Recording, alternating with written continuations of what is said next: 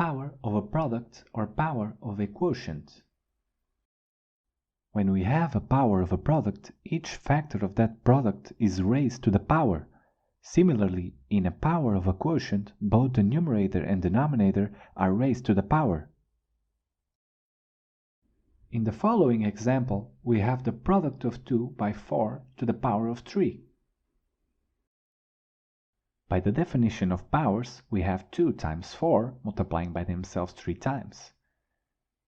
And now, using the property of product of powers with the same base, we'll have 2 to the power of 3 and 4 to the power of 3, proving in this way the property of the power of a product that will lead to the same result.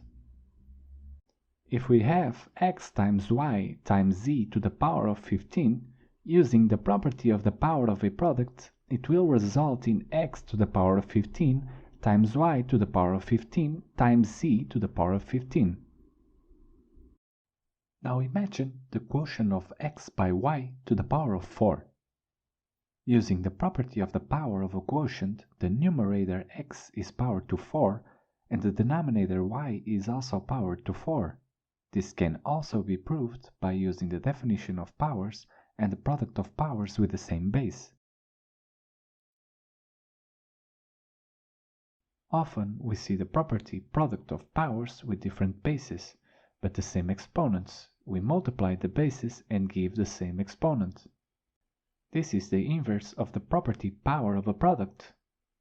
The same goes for the quotient of powers with different bases but the same exponents.